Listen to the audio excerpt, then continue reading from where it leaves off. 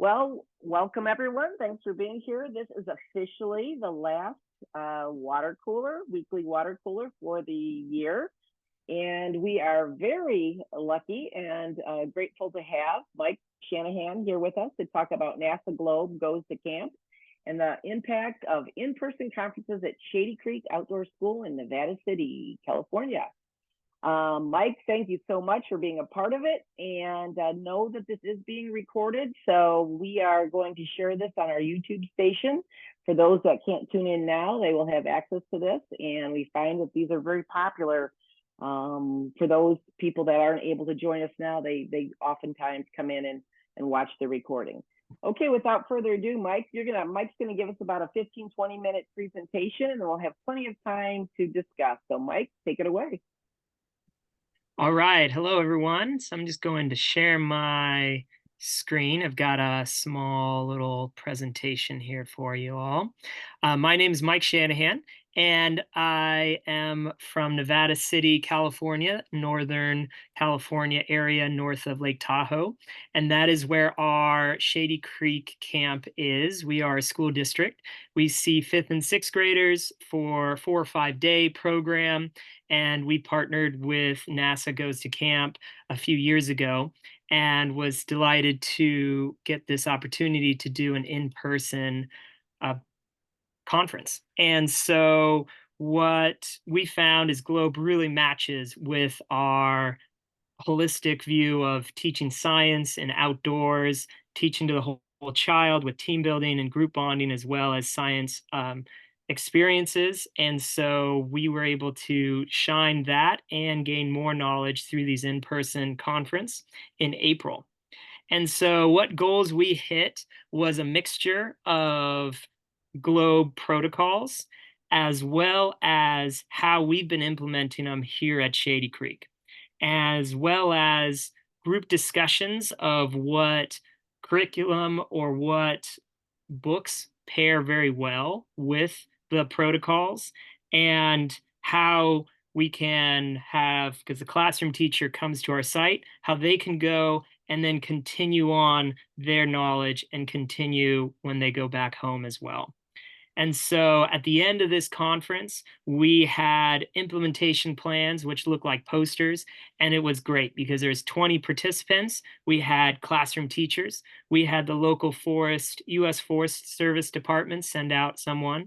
We had camp directors from all over the country come out. And then we also had our staff, a majority of our staff participate. So we were able to also brainstorm what we can do at Shady Creek. So this really was a team effort.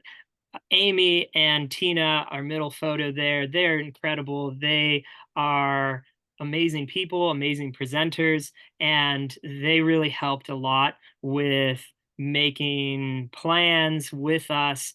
And it was great how they talk about Globe being a tailored experience for camp and pick and choose what works best for your site.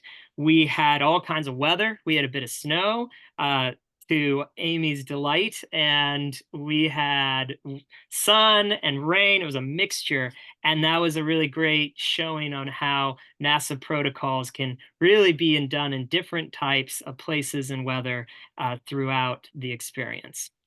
And this was an amazing experience, but wouldn't have been able to happen without SSI Globe partnership with that mini grant program is what allowed us to make this a free conference.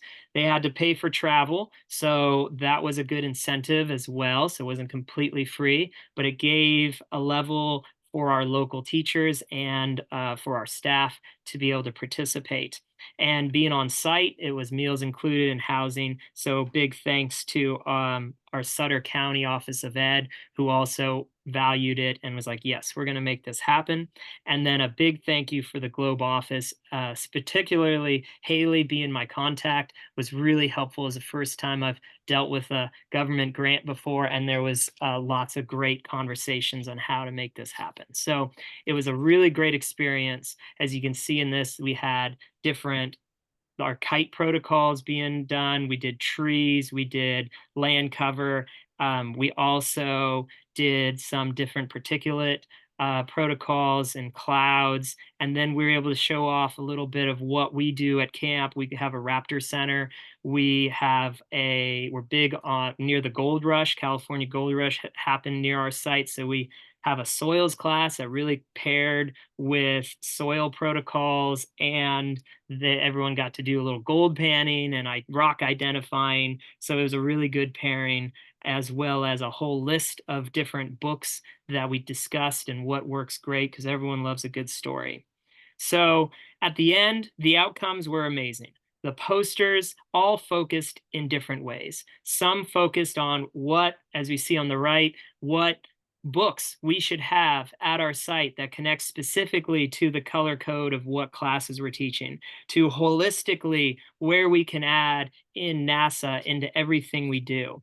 We had other ones of how to connect their camp to different age groups through K through adults. We had other ones of how to go beyond and connect to different classrooms, and how the classroom could do data collection, and they come to the camp and they do some more and they come back and compare. So the outcomes of the posters were a great range of tailored to what specific site and project you were hoping to achieve. And because of it, our camp has improved for sure. We have great plans to add more of our day camp program that includes NASA, and try to connect more with our classroom curriculum as well. And somewhere as specific as how do I include land cover into this lesson? So it was from very specific, how to incorporate one protocol, one activity into my current class, to how can I create a brand new program that includes NASA GLOBE into my camp or into my program. So that pretty much, I'll bring back this one just to the protocols, but was there any questions? I did a quick overview, but did anyone have any questions?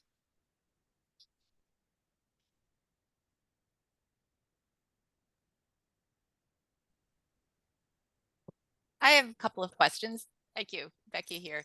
I wrote in one. What did you do with the kites? Yes, so our site is a lot of trees. So we realized we couldn't do, and we don't have the giant kite and that protocol program, but we saw the create your own kite and test how they fly. So that was our focus. We had old tents and tarps, and the goal was to what makes the best flyer. And so Amy and Tina described the protocol of what you can do, and we focused on the how to make kites using materials you have, and try to design what is the best angles and what is the kite to make. That was the day where it snowed, so we had a giant swamp cooler, and so in our dining hall we had you'd see in the upper corner there, we had this giant swamp cooler, and we held it in front of that and like almost launched them with the swamp cooler going to see which one flew best. And so that's how we demonstrated that piece of the protocol activity. And we plan on that piece could be great for our students engineering what makes the best flyer. That's great. Yeah. Also, I don't know if you're familiar with Aaron as one of the, I forget what Aren. Mike, you're on the call. Well, he's the one calling. You should talk. I don't know if you'd be interested in taking that further and with the Aaron project. And if you are, a good person to talk to would be Mike Jabot for sure. And one other question. What are the age groups? We at Shady Creek, we work with 10, 11-year-olds, 5th and 6th graders. Okay.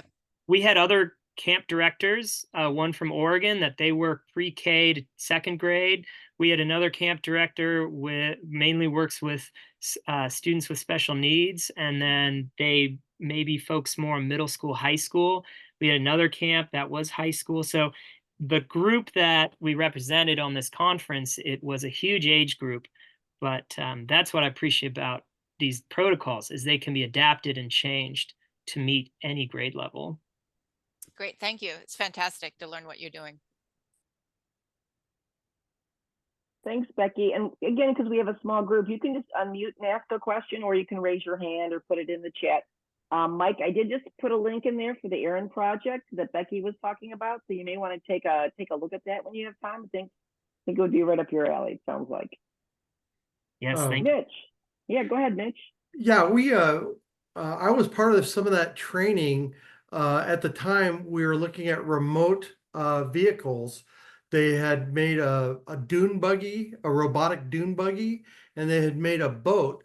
And they had already done the Erin project for at least a couple of years. And basically, they'll launch a kite with a camera on top of it, and they'll take pictures of below. It's kind of a without getting up too high in the atmosphere, a look at that middle layer, which seemed to be an area that was left off of other research. So we have high altitude photographs and then surface photographs, but nothing kind of in between. Those kite kind of fill that niche.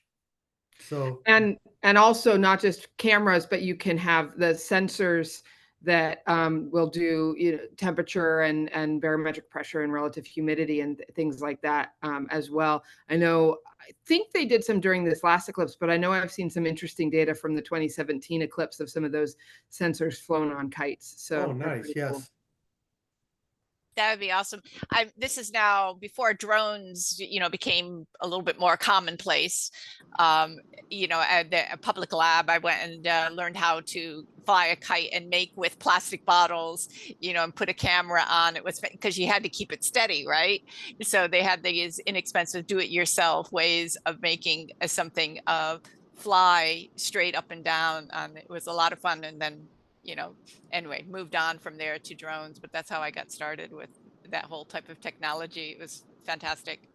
And there are places like here in the National Capital Region that are too close to airports and like sensitive things. So you can't fly drones in a lot of places around here. So kites are sort of the only alternative at least in a, not that people don't do some of it anyway, but at least in a like official legal sense. Yeah, yeah, I hear you. Yep. Mike, I'm curious about what you did with pollinators. I saw that on the one screen, and we have a lot of pollinator and GLOBE projects going on here. So I'd like to hear about that.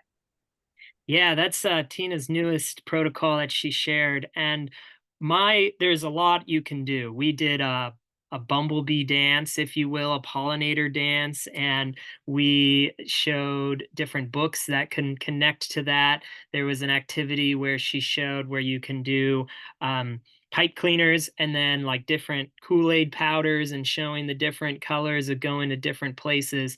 The one I've used at what we took from that was showing a chart that had what kind of flower meets what kind of pollinator. And so you could say, based on the flower's shape and colors, then it would be most likely this kind of pollinator or this kind of creature that was doing. So I took that sheet, and then Ranger Rick has an alternative pollinator magazine. So I took pictures of alternative pollinators and put that on the back of that sheet. So now it's a investigation guide where the kids can see photos of alternative pollinators besides bees.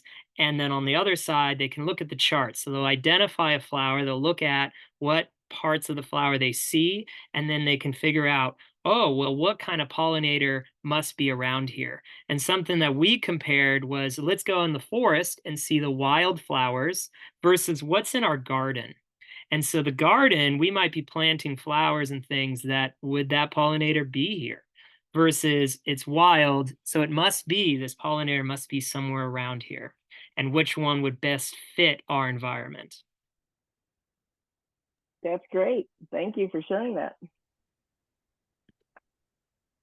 I might shoot you an email to see if I can get a copy of that activity. I'm working with K through fourth graders right now on some pollinator work. I thought, oh, that'd be neat to show them.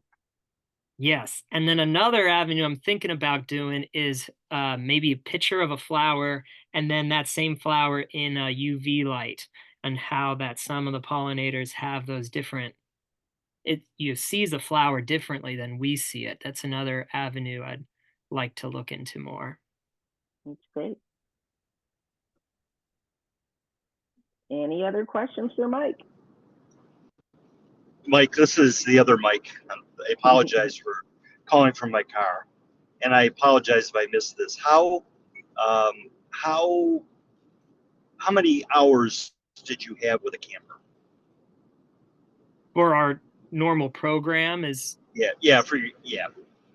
Yes, we have 4 to 5 days. The students come up with their teacher and they pick a menu of out of 10 classes. They will choose what classes they want. And then we have our night programs, and those are like night hikes and skit night and fun night. Our classes are 2 hours in chunks. And so we have 3 classes that have GLOBE protocols sprinkled into them. One being our soils class has the most protocol focused on seeing the different soils in the different places, and they'll do a soil shake and that kind of thing. Does that answer your question? No, it does. Thanks, Mike. And soils, Jody will agree with me, is the most important one. So you're right to have more protocols in soils. So is this something you regularly do? Yes, we are a school program, so we will do 30 weeks starting in September and go to June. And I'm currently gearing up to work at another school for a summer camp program on the coast of California. So slightly different program, a different age group. But yeah, we start up again in August. So we're a little offset than what GLOBE Goes to Camp typically gets. I think the original focus was summer camps, and then we found each other and we're like, yeah, outdoor ed is a cool avenue that I think and hope that GLOBE goes more into because it's a school year program. So you have summer and school year. I mean, did I understand correctly? That where GLOBE is kind of infused in places or sprinkled. Yeah, I work for 2 different county offices. So I have one in Shady Creek, and then in the summer I go to the coast to another program. So I do GLOBE in both places. Okay. Another question. Don't mean to dominate here. Have you done anything to assess the impacts on students or teachers? We have a end of the week survey. I actually have one right here kind of thing. And we have the teachers assess what they think, how the class went, and also curriculum wise.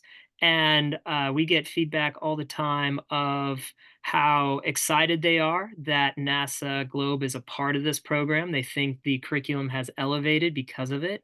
And I also have a list of feedback specifically from our soils class. It used to be, we called it an earth class, and it was rock identification focused. And I had feedback from teachers who had done that saying the soils class is what the earth class should always have been. It's so elevated, and they really appreciate the soil sampling with the we have the soil probes, and it really surprises them. Soils are fantastic. I mean, they're so hands-on and they're beautiful when you get that profile and everything. It's just, yeah. So sorry, I have another question, and people jump in if you, now, wait, I had a question. Now I can't. Oh, okay. Now this might, do you enter the data into the database? The only data that we collect that is data worthy is soil temperature, surface temperature. And we do that. So we have an account as Shady Creek. And because we're trying to have the kids be phone free and tech free. So I have the paper sheet, and I will have the instructors, because we also have all instructors trained in that protocol. And I have the flags and the square, and they'll do a surface temperature in there. And the students will collect that data, make the average, write that down. And sometimes they have time to do a cloud survey at the same time.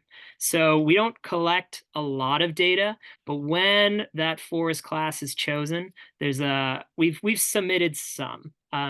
We also do a creek class, and we just will never really be able to reach that level of data submission for the macroinvertebrates.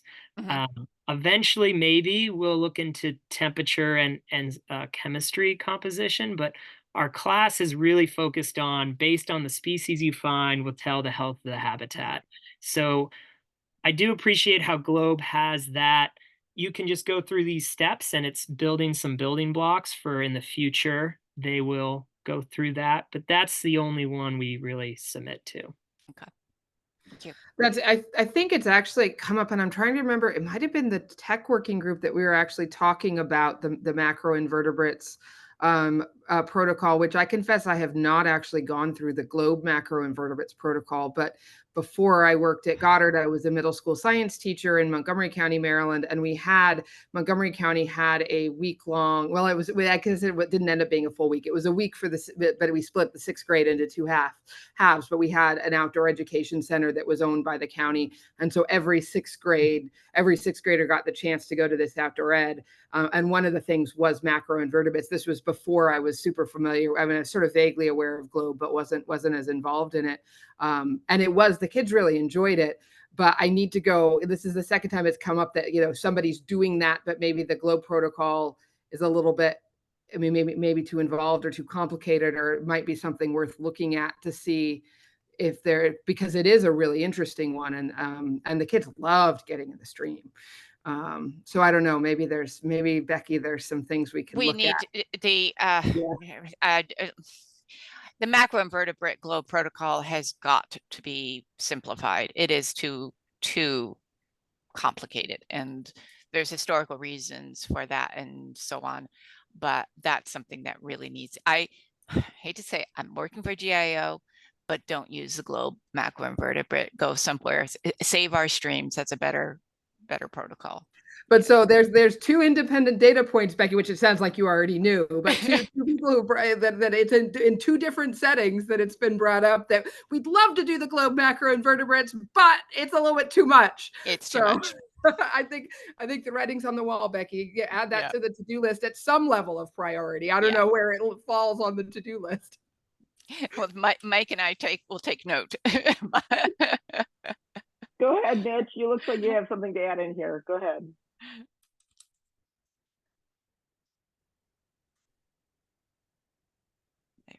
Trying to get the microphone. Okay. Sorry, there we go. I lost my power. My question is, if you're talking about the macroinvertebrates and you mentioned the rocks versus soil, that's a trend now. I mean, it's only 2 data points, right? But what I'm seeing is less on the comfort skills, right?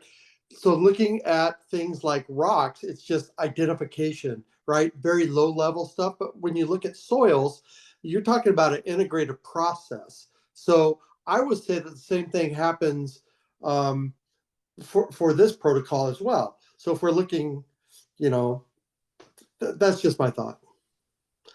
So we want to get away from the simple identification like rocks and minerals and look at the soils as an example. And I think that this also translates. So looking at, groups of insects is easy to identify, but looking at the chemistry of the water and the health of the ecosystem might be conflated. Okay. Good point, Mitch.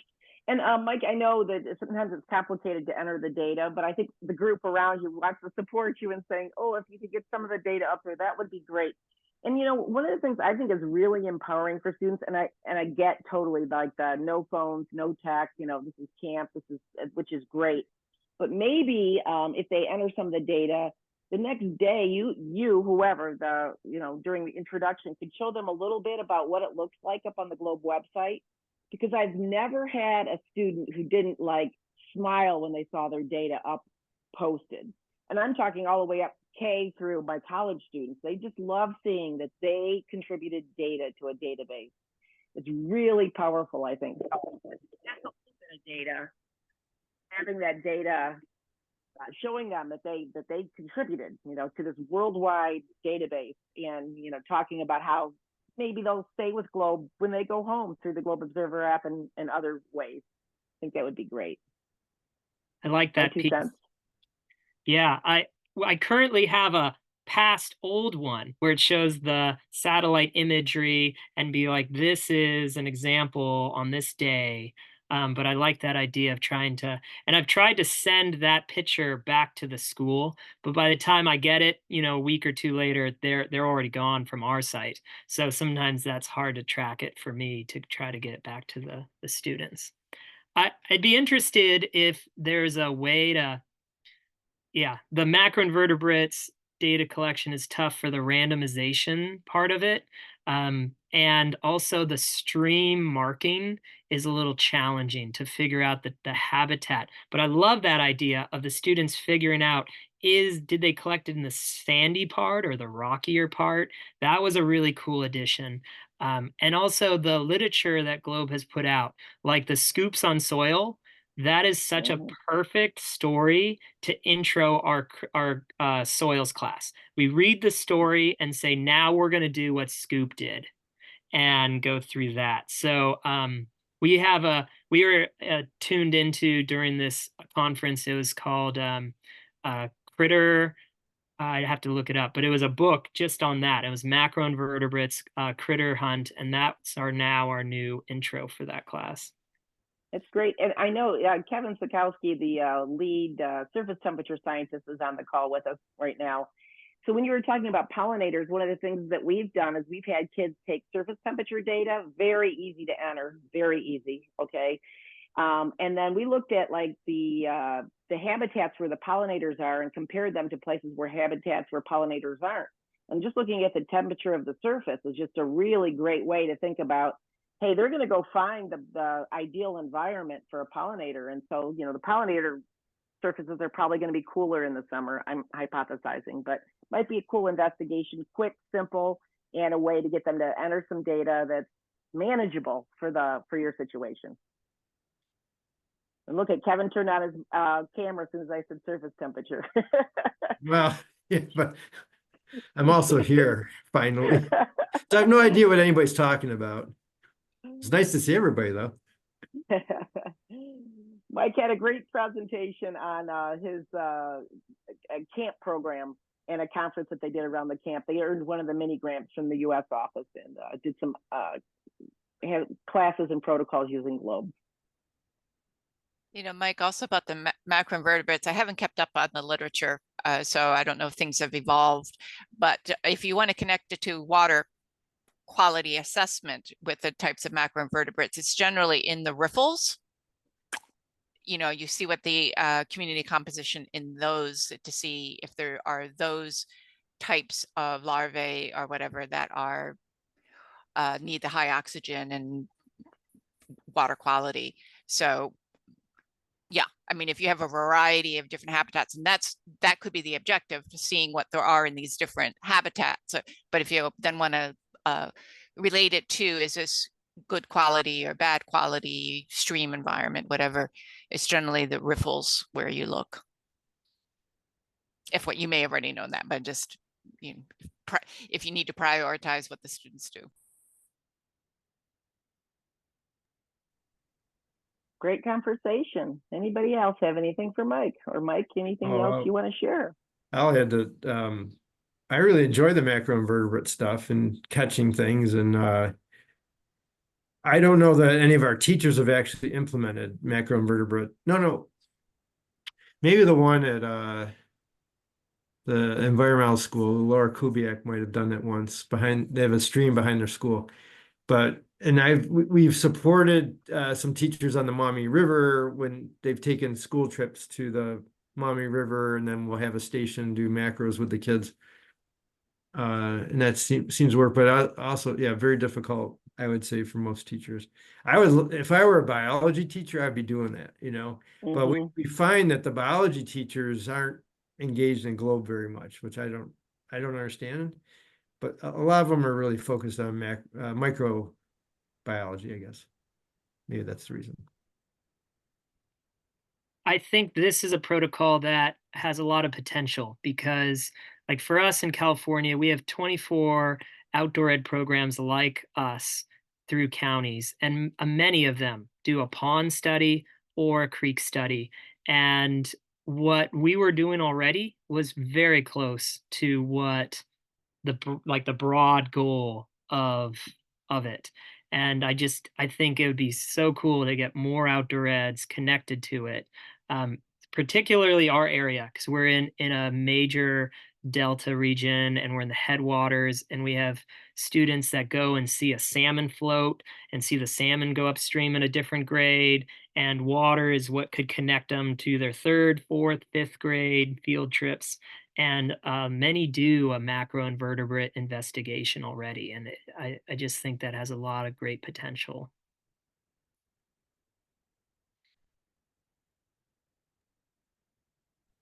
Absolutely. Other comments or questions for Mike? We're for each other. We're here for standing around a water cooler, so any conversation is just fine.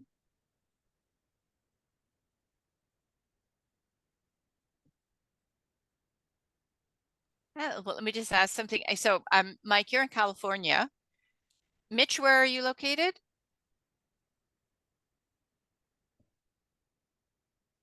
Can't hear you. My apologies. I had to switch to the iPad. Northern Michigan. I'm in the Oh, that's Upper right. Peninsula. Got it. Yeah. I have a colleague So- who's just going there in one of a college there. I should see if I can connect you. Yeah. Well, He's do you know going. which?